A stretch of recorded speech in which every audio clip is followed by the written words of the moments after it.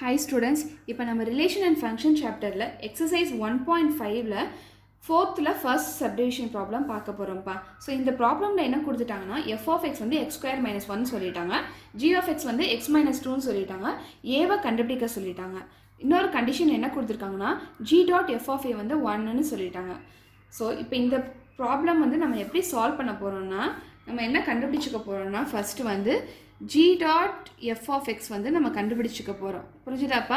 g dot f of x நம்ம கண்டுபிடிச்சிக்க போகிறோம். கண்டுபிடிச்சிட்டு இதை நம்ம இந்த x டேர்மில் இருக்கிறத வந்து நம்ம a டேர்மில் சேஞ்ச் பண்ணிக்க போகிறோம். இட் மீன்ஸ் என்னென்னா இந்த எக்ஸுக்கு பதிலாக நம்ம ஏவை சப்ஸ்டியூட் பண்ண போகிறோம், ஏன்னு மாற்றிட போகிறோம். அந்த ஈக்குவேஷனை தூக்கி இப்போ ஒன்னோட ஈக்குவேட் பண்ணிடுவோம். இதுதான் நம்ம பண்ண போகிறோம். ஏன்னா இங்கே டேர்ம்ஸ் வந்து எக்ஸ்ட்ரா கொடுத்துருக்காங்கனால நம்ம எக்ஸ்லேயே நம்ம ஃபஸ்ட்டு கண்டுபிடிச்சிக்கலாம். சரியா? ஸோ ஃபஸ்ட்டு நம்ம சொல்யூஷனுக்குள்ளே போகலாம். நீங்கள் சொல்யூஷனுக்குள்ளே போனால் நீங்கள் சொல்யூஷன் பார்த்தீங்கன்னா உங்களுக்கு புரியும்ப்பா நான் சொல்கிறது. ஒன்றும் கிடையாது. நம்ம இங்கே g dot f of a is equal to 1 கொடுத்துருக்காங்களா, நம்ம உனக்கு வந்து எக்ஸ்ட்ராமில் தான் ஈக்குவேஷன் கொடுத்துருக்காங்க. அதனால் நம்ம என்ன கண்டுபிடிக்கணும்னா g dot f of x கண்டுபிடிச்சிடும். இப்போ இந்த ஈக்குவேஷன் வந்து எக்ஸ் டேர்ம்ஸில் இருக்கும். சரியா? அந்த ஈக்குவேஷன் டேர்ம் எக்ஸில் தான் இருக்கும். சரியா? அந்த ஈக்குவேஷனை வந்து எக்ஸுக்கு பதிலாக நம்ம ஏன்னு நம்ம மாற்றிடுறோம். சரியா? ஏன்னு சப்ஸ்டியூட் பண்ணிடுறோம். கடைசியாக அந்த வர்ற ஏ டேர்ம்ஸில் ஒரு ஈக்குவேஷன் வரும்ல, அதை வந்து நம்ம ஒன்னோட ஈக்குவேட் பண்ணிடுறோம். இதுதான் நம்ம பண்ண போகிறோம். சரியா? ஸோ இப்போ நம்ம சொல்யூஷனில் என்ன கொடுத்துருக்காங்கன்னா அதை எழுதிக்கோங்க. எஃப் ஆஃப் எக்ஸ் வந்து எக்ஸ் ஸ்கொயர் மைனஸ் 1 சொல்லிட்டாங்க, ஜி ஆஃப் எக்ஸ் என்னப்பா கொடுத்துருக்காங்க, எக்ஸ் மைனஸ் 2 சொல்லிட்டாங்க. இப்போ ஃபஸ்ட் நம்ம என்ன கண்டுபிடிக்கணும்னு சொன்னேன், g dot f of x கண்டுபிடிக்கலாம்னு சொல்லிட்டேன். ஸோ இதை நம்ம எப்படி எழுதலாம், இது ஜி டாட் எஃப் மாதிரி. ஸோ நம்ம எப்படி எழுதலாம், ஜி ஆஃப் எஃப் ஆஃப் எக்ஸ்ன்னு நம்ம எழுதலாம். ஸோ நம்ம கொஷின்லேயே என்ன கொடுத்துட்டாங்க, எஃப் ஆஃப் எக்ஸ் என்ன கொடுத்துட்டாங்க, எக்ஸ் ஸ்கொயர் மைனஸ் 1ன்னு கொடுத்துட்டாங்க.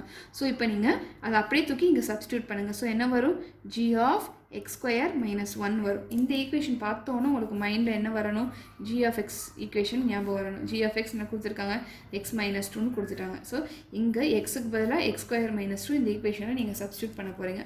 ஸோ என்ன வரும், எக்ஸுக்கு பதிலாக X square minus 1 minus 2. So இப்போ நீங்கள் என்ன எழுதலாம், X square minus 1 minus 2.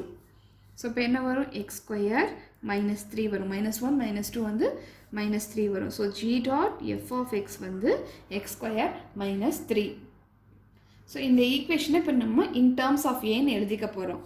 So இதை நம்ம இந்த ஈக்குவேஷன் நம்ம இன் டேர்ம்ஸ் ஆஃப் ஏ எழுதிக்கிட்டால் என்ன வரும்னு பாருங்கள்.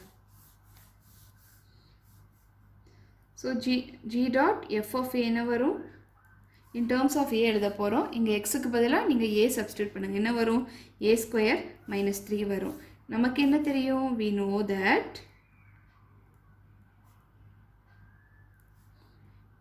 g dot f of a என்ன தெரியும், 1ன்னு தெரியும். ஸோ இதை நம்ம ஈக்குவேஷன் 1 கன்சிடர் பண்ணிக்கலாம், இதை நம்ம ஈக்குவேஷன் 2ன்னு கன்சிடர் பண்ணிக்கலாம். ஸோ இந்த ரெண்டு ஈக்குவேஷன் நம்ம இப்போ ஈக்குவேட் பண்ணலாம். ஏன்னா இங்கே g டாட் எஃப் ஆஃப் ஏ வந்து ஏ ஸ்கொயர் மைனஸ் 3ன்னு தெரியும். அதே மாதிரி இங்கே g டாட் எஃப் ஆஃப் ஏ வந்து 1ன்னு தெரியும், கொஷின்லேயே கொடுத்துட்டாங்க.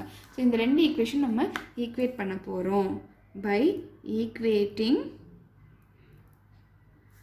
1 and 2 we get நமக்கு என்ன கிடைக்கும்பா, a square minus 3 is equal to 1ன்னு கிடைக்கும். புரிஞ்சுதா? ஸோ இப்போ நம்ம என்ன எழுதலாம், a square is equal to minus 3 அந்த பக்கம் போகும்போது ப்ளஸ் 3 ஆயிரும். So a square is equal to 4 ஆயிரும். சரியா? ஸோ இந்த ரெண்டு பக்கமும் நீங்கள் ரூட் எடுங்க. ரூட் எடுத்தால் என்ன ஆகும், இந்த சைடும் ரூட் எடுங்க. ஸோ என்ன வரும், ரூட் ஆஃப் ஏ ஸ்கொயர் என்ன வரும், ஏ வந்துடும். சரியா? ரூட் ஆஃப் 4 என்ன வரும், 2 வந்துடும். ரூட் ஆஃப் ஏ ஸ்கொயர் இந்த ஸ்கொயரும் இந்த ரூட்டும் கேன்சல் ஆயிரும். ஸோ என்ன வரும், ஏ வந்துடும். இங்கே ரூட் ஆஃப் 4 என்ன வரும், 2 ஸ்கொயர் வந்து 4. சரியா? ஸோ ஏ வந்து 2 வந்துடும். புரிஞ்சுதாப்பா? இங்கே எப்படி எழுதலாம்னா ரூட் ஆஃப் 2 ஸ்கொயர் எழுதலாம். இந்த 2வும் இந்த ரூட்டும் கேன்சல் ஆயிரும். ஸோ ஏவோட ஆன்சர் என்னன்னா 2. புரிஞ்சுதாப்பா? இந்த ப்ராப்ளம் புரிஞ்சுதா? ஸோ இங்கே நம்ம வந்து ஸ்கொயர் ரூட் எடுத்திருக்கோம். ஸோ இங்கே வந்து ஸ்கொயர் பண்ணும்போது பாசிட்டிவ் வேல்யூ நெகட்டிவ் வேல்யூ கூட பாசிட்டிவ் வரதுக்கு சான்சஸ் இருக்குது. கரெக்டாக? ஸோ இங்கே வந்து ப்ளஸ் ஆர் மைனஸ் 2 வரும். புரிஞ்சுதாப்பா? இங்கே plus or minus a is equal to plus or minus 2 வரும். ஏன்னா வந்து நெகட்டிவ் வேல்யூஸ் இப்போ ஃபார் எக்ஸாம்பிள் மைனஸ் 2 இருந்திருக்குன்னு வச்சுக்கோங்களேன், அது ஸ்கொயர் பண்ணும்போது கூட 4 வந்திருக்கும். ப்ளஸ் 2 ஸ்கொயர் பண்ணாலும் 4 வந்திருக்கும். ஸோ இதில் ஏவோட வேல்யூ ப்ளஸ் 2வா மைனஸ் 2வா நமக்கு தெரியாது. ஸோ வந்து நம்ம ரெண்டுமே கன்சிடர் பண்ணிக்கணும். ஏ வந்து ப்ளஸ் 2வாக இருக்கவும் சான்சஸ் இருக்குது, மைனஸ் 2வாகவும் இருக்கவும் சான்சஸ் இருக்குது. ஸோ இப்போ நம்ம ஃபோர்த் ப்ராப்ளமில் செகண்ட் சப்டிவிஷன் பார்க்க போகிறோம்ப்பா. ஸோ இங்கே என்ன கொடுத்துட்டாங்க, கேவை கண்டுபிடிக்க சொல்லிட்டாங்க. எஃப் ஆஃப் கே என்ன கொடுத்துட்டாங்க, 2k - 1 கொடுத்துட்டாங்க. அதே மாதிரி f dot f of k வந்து 5ன்னு கொடுத்துட்டாங்கப்பா. சரியா? ஸோ இப்போ நம்ம வந்து நமக்கு இந்த கண்டிஷன் கொடுத்துட்டாங்க, நம்ம கே கண்டுபிடிக்க சொல்லியிருக்காங்க. ஸோ இப்போ நம்ம என்ன கொடுத்துருக்காங்களோ சொல்யூஷனில் என்ன கொடுத்துருக்காங்களோ ஃபஸ்ட்டு நீங்கள் எழுதிக்கோங்க. என்ன கொடுத்துருக்காங்க, எஃப் ஆஃப் கே வந்து 2k - 1ன்னு கொடுத்துட்டாங்க. அதே மாதிரி f dot f of k வந்து 5ன்னு சொல்லிட்டாங்க. புரிஞ்சுதா? ஸோ ஃபஸ்ட்டு நம்ம என்ன பண்ண போகிறோம்னா, இந்த எஃப் டாட் எஃப் ஆஃப் கேவை ஃபஸ்ட்டு நம்ம கண்டுபிடிக்க போகிறோம். ஸோ லெஃப்ட் ஹேண்ட் சைடு எடுத்துக்கோங்க. ஸோ நம்ம first f dot f of k கண்டுபிடிப்போம். ஸோ இந்த நம்ம எப்படி எழுதலாம், எஃப் ஆஃப் எக்ஸ் அப்படின்னு நம்ம எழுதலாம். புரிஞ்சுதா?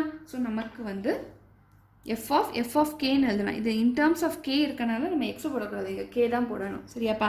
ஸோ அப்போ வந்து இங்கே வந்து எஃப் ஆஃப் கே இருக்குது. ஸோ இங்கே கொஷின்லேயே எஃப் ஆஃப் கேயோட வேல்யூ நமக்கு கொடுத்துட்டாங்க. ஸோ அதை அப்படியே தூக்கி இங்கே சப்ஸ்டியூட் பண்ணுங்கள். ஸோ என்ன வரும், எஃப் ஆஃப் கேக்கு பதிலாக இந்த வேல்யூ 2k - 1ன்னு வரும். ஸோ இதை பார்த்தோன்னா நமக்கு மைண்டில் என்ன வரணும், எஃப் ஆஃப் கே ஈக்குவேஷன் மைண்டில் வரணும். எஃப் ஆஃப் கே = என்ன கொடுத்துருக்காங்க, கொஷினில் 2k - 1 கொடுத்துட்டாங்க. சரியா? இப்போ இங்கே கேக்கு பதிலாக இங்கே 2k - 1 இருக்குது. ஸோ இங்கே தூக்கி இங்கே இந்த ஈக்குவேஷனில் கேக்கு பதிலாக 2k - 1 நீங்கள் இங்கே சப்ஸ்டியூட் பண்ணணும். ஸோ அப்போ என்ன வரும், இந்த 2 அப்படியே போட்டுக்கோங்க. இந்த கேக்கு பதிலாக 2k - 1 அப்புறம் -1 இருக்குது, அதை அப்படியே போட்டுக்கோங்க. ஸோ இதை மல்டிப்ளை பண்ணிங்கன்னா என்ன வரும், 4k - 2 - 1 தட் இஸ் 4k - 3 வரும். இது என்னது, f dot f of k வந்து 4k - 3 அப்படின்னு வரும். இதை நம்ம ஈக்குவேஷன் 1ன்னு வச்சுப்போம், இதை நம்ம ஈக்குவேஷன் 2ன்னு வச்சுப்போம். இப்போ நம்ம என்ன பண்ண போகிறோம்னா, இந்த ரெண்டு ஈக்குவேஷன் நம்ம ஈக்குவேட் பண்ண போகிறோம். ஏன்னா f dot f of k 5ன்னு சொல்லிட்டாங்க, f dot f of k வந்து 4k - 3 நம்ம கண்டுபிடிச்சிட்டோம். ஸோ எழுதுங்க, பை ஈக்குவேட்டிங் 1 and 2 ரெண்டுமே ஈக்குவேட் பண்ணும்போது என்னப்பா கிடைக்கும், 4k - 3 = 5ன்னு வரும். புரிஞ்சுதா? ஸோ இதை நம்ம என்ன பண்ணலாம், கான்ஸ்டண்ட்டாக ஒரு பக்கம் கொண்டு போயிருங்க. 4k = 5 + 3. ஸோ இதை நீங்கள் எப்படி எழுதலாம், 4k = 8. 5 + 3 வந்து 8. k வந்து என்ன வரும், 8/4. இங்கே 4 வந்து இந்த சைடு போகும்போது டிவிஷனில் வந்துடும். 4 1s are 4, 4 2s are 8. So கேவோட value என்ன, 2. புரிஞ்சுதாப்பா? கேவோட வேல்யூ நம்ம கண்டுபிடிச்சாச்சு 2.